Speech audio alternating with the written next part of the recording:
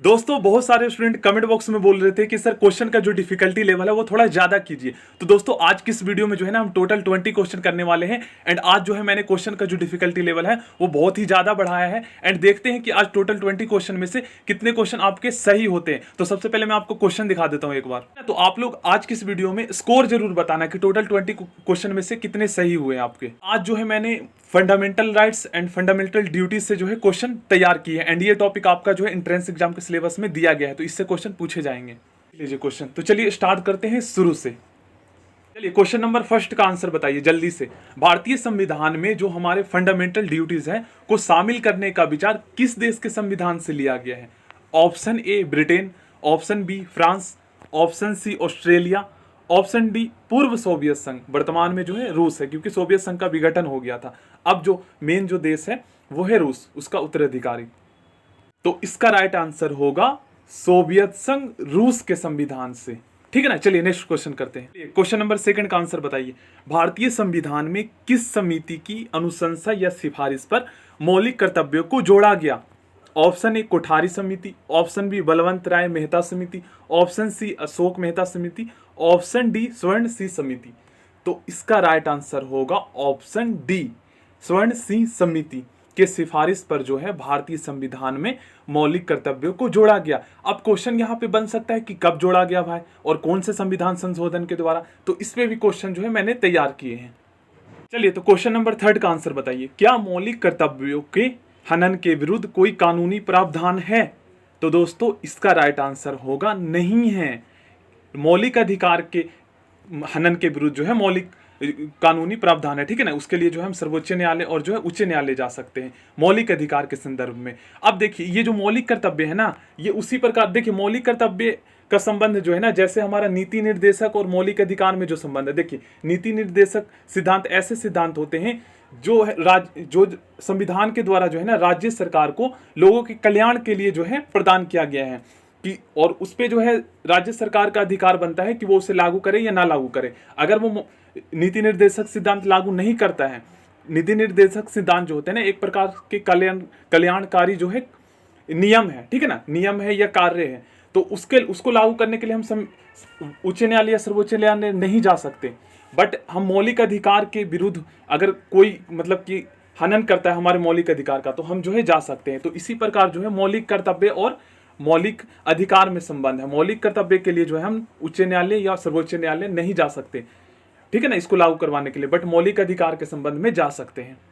चलिए question number 4 करते हैं। 11वीं मौलिक कर्तव्य संविधान में कब शामिल किया गया?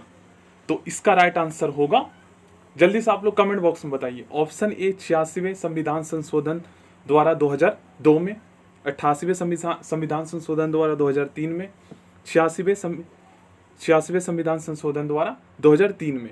तो दोस्तों जो 11वीं मौलिक कर्तव्य जो संविधान में शामिल किया गया है ना, वो 86वें संविधान संशोधन द्वारा 2002 में। ये है 6 to 14 ईयर्स तक के जो स्टूडेंट हैं, जो बच्चे हैं, ये मतलब कि उनके अभिभावक जो उनके पेरेंट्स हैं, उनको यह मतलब कि उनका ये कर्तव्य बनता है कि वो बच्चों को जो है स्कूल भेजे, ठीक है ना। इसमें शामिल किया गया है 86वें संविधान संशोधन द्वारा 2002 में, और ये हमारा मौलिक कर्तव्य 11वां है, ठीक है ना, याद रखिएगा। चलिए क्वेश्चन नंबर 5। भारतीय संविधान के किस खंड को आमतौर पर उसकी अंतरात्मा भी कहा जाता है? ऑप्शन ए मौलिक अधिकार, ऑप्शन बी मौलिक कर्तव्य, ऑप्शन सी नीति निर्देशक सिद्धांत, ऑप्शन डी इनमें से कोई नहीं। तो सिंपल सी जो है यहाँ पे क्या चीज, इन तीनों ऑप्शन में से सबसे मोस्ट इंपॉर्टेंट क्या लग रहा है आपको?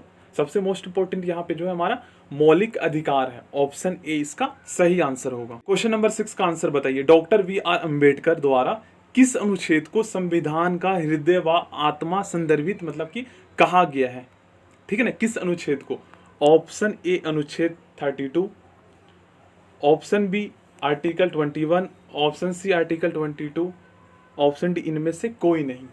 तो इसका राइट आंसर होगा ऑप्शन ए आर्टिकल 32 को जो है डॉक्टर भीमराव अंबेडकर द्वारा जो है संविधान के हृदय व आत्मा की संज्ञा दी गई है। मोस्ट इंपॉर्टेंट क्वेश्चन दोस्तों, जरूर इसको जो है कई बार जो है ना, ये कई बार मतलब कि अदर एग्जाम में भी पूछा गया। ऐसा नहीं है कि ओनली डीएलएड के एंट्रेंस एग्जाम में ही ये क्वेश्चन पूछा जाएगा, बीएड के एंट्रेंस एग्जाम में कई बार पूछा गया और अदर कॉम्पिटेटिव एग्जाम में भी ये पूछा गया है, क्योंकि ये मोस्ट इंपॉर्टेंट है। ठीक है ना। शिक्षा का अधिकार की व्याख्या भारतीय संविधान के किस अनुच्छेद में की गई है? ऑप्शन ए आर्टिकल 21A में, ऑप्शन बी आर्टिकल 21B में, ऑप्शन सी आर्टिकल 21C में, या ऑप्शन डी इनमें से कोई नहीं। तो दोस्तों इसका राइट आंसर होगा ऑप्शन ए आर्टिकल 21A में।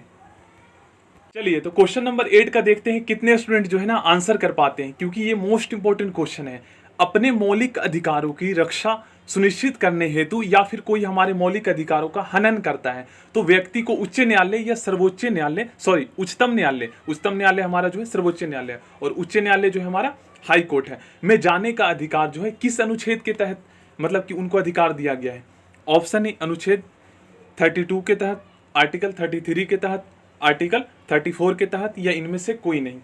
तो इसका राइट आंसर होगा ऑप्शन ए अनुच्छेद 32 के तहत जो है हमें अपने मौलिक अधिकारों की रक्षा के लिए या फिर उसे प्राप्त करने के लिए जो है उच्च न्यायालय या सर्वोच्च न्यायालय, ठीक है ना, उच्चतम मतलब हो गया हमारा सर्वोच्च न्यायालय में जाने का अधिकार है। दोस्तों इसका आंसर आप लोग बताइएगा, भारत में मौलिक अधिकारों की रक्षा कौन करता है? इतना इजी क्वेश्चन है, बट इतना इजी क्वेश्चन नहीं आएंगे, बट मैं आपको जो है प्रैक्टिस के लिए करवा रहा हूँ, ठीक है ना। भारत में मौलिक अधिकारों की रक्षा कौन करता है? अभी मैंने आपको करवाया है। कई बार स्टूडेंट पता है क्या करते हैं, वो सरकार, राज्य सरकार का ऑप्शन सिलेक्ट कर लेते हैं, या फिर संसद का या सर्वोच्च न्यायालय का, इन तीनों में से कोई जो कई बार मतलब गलती करते हैं। तो इसका राइट आंसर होगा हमारा ऑप्शन बी सर्वोच्च न्यायालय या उच्च न्यायालय। देखिए क्वेश्चन नंबर 10, अगर पेपर आपका इजी आता है तो फिर इस टाइप के क्वेश्चन पूछे जा सकते हैं, ठीक है ना। मौलिक अधिकार हमारे जो फंडामेंटल राइट्स है टोटल 6, संविधान के किस भाग में वर्णित है? ठीक है ना, यहाँ पे भाग पूछा गया है। ऑप्शन ए भाग 2 में, ऑप्शन बी भाग 3 में, ऑप्शन सी भाग 4 में, और ऑप्शन डी यहाँ पे भाग 6 में। इसका राइट आंसर होगा ऑप्शन बी भाग 3 में। मौलिक अधिकार जो है संविधान के भाग 3 में वर्णित है। क्वेश्चन नंबर 11, भारतीय नागरिकों के मौलिक अधिकारों का वर्णन जो है किस अनुच्छेद से कहाँ तक है? मतलब कि यहाँ पे ये पूछने का प्रयास किया गया है। तो ऑप्शन ए संविधान के अनुच्छेद आर्टिकल जो है 12 से 35 तक में जो है वर्णन है भारतीय नागरिकों के मौलिक अधिकारों का वर्णन, या फिर ऑप्शन बी संविधान के अनुच्छेद जो है 13 से 36 तक में वर्णित किया गया है, ऑप्शन सी संविधान के अनुच्छेद 15 से 39 तक में वर्णित किया गया है, या ऑप्शन डी 16 से 40 तक में। तो इसका राइट आंसर होगा संविधान के अनुच्छेद 12 से 35 तक जो है इनके बीच में जो हमारे मौलिक अधिकारों का वर्णन किया गया है, ठीक है ना। मोस्ट इंपॉर्टेंट क्वेश्चन है, प्लीज आप लोग याद कर लीजिएगा। भारतीय संविधान द्वारा भारतीय नागरिकों को कुल कितने मौलिक अधिकार प्रदान किए गए हैं? तो दोस्तों आपको पता है वर्तमान में अगर इसका राइट आंसर आपको मतलब कि पूछा जाए ना, अगर बोला जाए वर्तमान में कितने हैं तो आपको 6 लगाना है। अगर बोला जाए कि भारतीय संविधान में जो है ना टोटल कितने थे अगर पूछा जाए तो फिर आपको 7 लगाना है। कई तरीके से क्वेश्चन पूछा जा सकता है, क्योंकि आपको पता है कि हमारे जो एक संविधान थे, सातवां जो हमारा मौलिक अधिकार था वो कौन सा था? संपत्ति का अधिकार था, ठीक है ना। एंड ये आप ये भी जानते हैं कि 44वें संविधान संशोधन द्वारा जो है हमारे संपत्ति के अधिकार को जो है मौलिक अधिकार से हटाकर सामान्य अधिकार में जो है उससे शामिल कर दिया गया।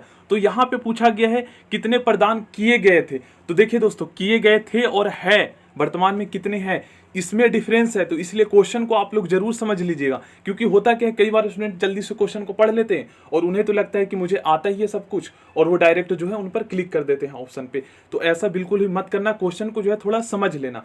तो इसका जो राइट आंसर होगा वो होगा 7। अगर वर्तमान पूछा जाए तो 6, क्योंकि 44वें संविधान संशोधन द्वारा हमारे संपत्ति को अधिकार को जो है सामान्य अधिकार में शामिल कर दिया गया, मौलिक अधिकार से हटाकर।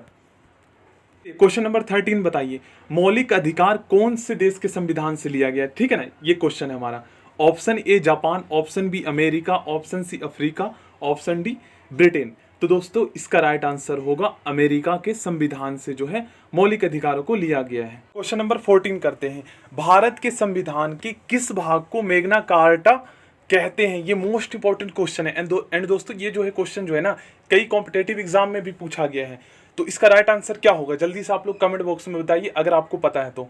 ऑप्शन ए संविधान के भाग 3 को जो है भारतीय संविधान के मैग्ना कार्टा कहते हैं, ऑप्शन बी संविधान के भाग 4 को, ऑप्शन सी संविधान के भाग 5 को, या इनमें से कोई नहीं।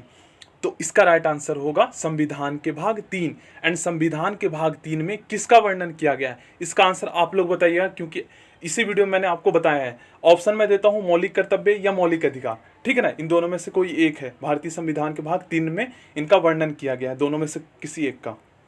चलिए मोस्ट इंपॉर्टेंट क्वेश्चन, एंड आपने बोला था ना कि डिफिकल्टी लेवल सर क्वेश्चन का बढ़ाइए, तो देखिए क्वेश्चन, अब इसका आंसर आप लोग जल्दी से कीजिए। किसे संविधान के भाग 4 का मतलब कि 4A में अनुच्छेद 51A के तहत रखा गया है, ठीक है ना, संविधान के भाग 4 में 4 के A में अनुच्छेद 51A के तहत रखा गया है। मौलिक अधिकार को, ऑप्शन बी नीति निर्देशक सिद्धांतों को, ऑप्शन सी मौलिक कर्तव्य को, या इनमें से कोई नहीं। तो इसका आंसर होगा, आपको पता है भाग 3 में क्या है, मौलिक अधिकार, भाग 4 में क्या है हमारे, मौलिक कर्तव्य, ठीक है ना। चलिए क्वेश्चन नंबर 16, 6 to 14 तक के 14 ईयर तक के आयु के अपने बच्चों को शिक्षा के अवसर उपलब्ध कराना किस संशोधन द्वारा जोड़ा गया है, जल्दी से आप लोग इसको कमेंट बॉक्स में बताइए। 2002 में 46वें संविधान संशोधन द्वारा, 2002 में 88वें संविधान संशोधन द्वारा, 2002 में 89वें संविधान संशोधन द्वारा, या फिर ऑप्शन डी इनमें से कोई नहीं। तो दोस्तों इसका आंसर होगा ऑप्शन ए, 2002 में 86वें संविधान संशोधन द्वारा जो है 6 to 14 ईयर तक के आयु के बच्चों को जो है उनके पेरेंट्स को बोला गया है कि उनका कर्तव्य बनता है कि वो जो है बच्चों को जो है शिक्षा दे, ठीक है ना। ये मोस्ट इंपॉर्टेंट क्वेश्चन है। चलिए क्वेश्चन नंबर 17 करते हैं, कब मौलिक अधिकार निलंबित किए जा सकते हैं। दोस्तों ये मोस्ट इंपॉर्टेंट क्वेश्चन है। देखिए आपको मैंने बताया था दोस्तों कि हमारे देश में जो है ना आपातकाल जो है 3 अनुच्छेद के तहत लगता है। एक हमारा 352 होता है जो राष्ट्रीय आपातकाल लागू किया जाता है। इसके अंतर्गत किस सिचुएशन में लगता है, पहला तो है सशस्त्र विद्रोह, मतलब कि ऐसा लगे, मतलब कि ऐसी संभावना हो कि देश में गृह युद्ध जो है छिड़ सकता है, या फिर बाह्य आक्रमण, ठीक है ना, ऐसा मतलब संभावना हो कि कोई बाहरी देश जो है ना हमारे देश पे आक्रमण कर सकता है, ये हो गया, या फिर जो है ना किसी देश से युद्ध की संभावना हो। तो इस सिचुएशन में जो है राष्ट्रीय आपातकाल 352 आर्टिकल 352 के तहत लगाया जाता है। 360 आपको पता ही है, 360 जो है हमारा क्या है, जल्दी से आप लोग कमेंट बॉक्स में बताइएगा। 360 जो है हमारा इस अनुच्छेद के तहत जो है ना देश में वित्तीय आपातकाल लागू किया जाता है, और 356 राज्य में जो है राष्ट्रपति शासन लागू किया जाता है, और वहाँ का जो शासन है वो केंद्र सरकार की ओर से हमारे राष्ट्रपति को जो है सौंप दिया जाता है, और राष्ट्रपति जो है ना इसको राज्यपाल या उपराज्यपाल को सौंप देते हैं, ठीक है ना। तो देखिए जब यहाँ पर जो है कब मौलिक अधिकार निलंबित किए जाते, तो वित्तीय आपातकाल जब लागू किया जाएगा तो फिर ये वित्त से संबंधित संकट है, तो इसमें मौलिक अधिकार निलंबित नहीं किए जाते। 356 के अंतर्गत क्या होता है, कई राज्यों में जो है ना अभी भी लगा है, या फिर आज से 6 महीने या 1 साल पहले लगा हुआ था। इसके अंतर्गत क्या होता है कि बस वहाँ की राज्य सरकार को हटाकर जो है उसका शासन जो है ना राष्ट्रपति के हाथों में आ जाता है, ये होता है बस। इसके अंतर्गत 356 कब लागू किया जाता है, जब मतलब कि राज्य सरकार जो होते हैं ना वो संविधान के अनुसार कार्य नहीं करते हैं, इस सिचुएशन में तो मौलिक अधिकार जो निलंबित किए जाते हैं वो राष्ट्रीय आपातकाल की स्थिति में। क्योंकि दोस्तों मान लीजिए देश में जो है ऐसी संभावना हो कि गृह युद्ध हो सकता है, तो इस सिचुएशन में क्या होगा। अब मान लीजिए कोई व्यक्ति है, वो मतलब कि उनके मौलिक अधिकार जो है टोटल 6, तो वो घूम रहे हैं, इस सिचुएशन में ऐसी संभावना है कि युद्ध छिड़ सकता है, तो उनको जो है या मतलब कि सलाह दी जाती है कि वो घर में ही रहें, ये है इस सिचुएशन। क्वेश्चन नंबर 18, संविधान की रीढ़ की हड्डी माना जाता है। दोस्तों देखिए बहुत सारे स्टूडेंट पूछ रहे थे कि सर मैथ की जब हम क्वेश्चन करेंगे तो क्या हमें जो है वहाँ पर सीट दिया जाएगा या मन में ही हमें सॉल्व करना होगा। तो दोस्तों आपको वहाँ पर जो है ना रफ सीट दिया जाएगा, प्लेन सीट जिस पे कुछ भी लिखा हुआ नहीं होगा, एंड पेन लेकर जाएंगे आप, और वहाँ पर जो है ना आप क्वेश्चन को सॉल्व करेंगे, और वो सीट जो है ना वही जमा कर लेते हैं, वही जो सेंटर पे जो टीचर होते हैं, ठीक है ना। एंड आपका जो है ना आंसर जब आप एग्जाम देने जाएंगे तो कंप्यूटर में जो है आपका पूरा क्वेश्चन पेपर ओपन हो जाएगा, एंड आप जो है ना ऐसे कर सकते हैं, जैसे मैथ का हो गया, साइंस का हो गया, हिंदी का हो गया, तो आप जो है चाहे किसी भी भाग को जो है पहले कर सकते हैं, चाहे साइंस को कर सकते हैं या मैथ को कर सकते हैं या इंग्लिश को कर सकते हैं, और क्वेश्चन पेपर आपके सामने ओपन हो जाएगा, एंड 4 ऑप्शन होंगे जिसमें से एक पर क्लिक करना होगा जो सही होंगे, ठीक है ना। ये चीज को ध्यान में रखें। इसका आंसर जल्दी से बताइए। भारतीय संविधान की रीढ़ की हड्डी माना जाता है मौलिक कर्तव्यों को, मौलिक अधिकारों को, नीति निर्देशक सिद्धांतों को। तो दोस्तों सबसे पहले तो देखिए रीढ़ की हड्डी, यहाँ पे सबसे इन तीनों में सबसे ज्यादा इंपॉर्टेंट चीज क्या है ना, यहाँ पे मौलिक अधिकार है, तो इसका राइट आंसर जो होगा हमारा फंडामेंटल राइट्स हो जाएगा। क्वेश्चन डिफिकल्टी लेवल का, संपत्ति के अधिकार को मौलिक अधिकार से कब हटाया गया। ऑप्शन ए 1977 में, ऑप्शन बी 1978 में, ऑप्शन सी 1982 में, ऑप्शन डी इनमें से कोई नहीं। इसका राइट आंसर होगा ऑप्शन बी 1978 में। अब किस संशोधन द्वारा, तो इसका आंसर आपको बताना है। क्वेश्चन नंबर 20, संपत्ति के अधिकार को किस संशोधन द्वारा मौलिक अधिकारों की सूची से हटा दिया गया, या मौलिक अधिकारों की सूची से हटाकर जो है सामान्य अधिकार में जो है शामिल कर दिया गया। चलिए जल्दी से आप लोग कमेंट बॉक्स में बताइए। तो इसका राइट आंसर होगा हमारा ऑप्शन बी 44वें संविधान संशोधन द्वारा।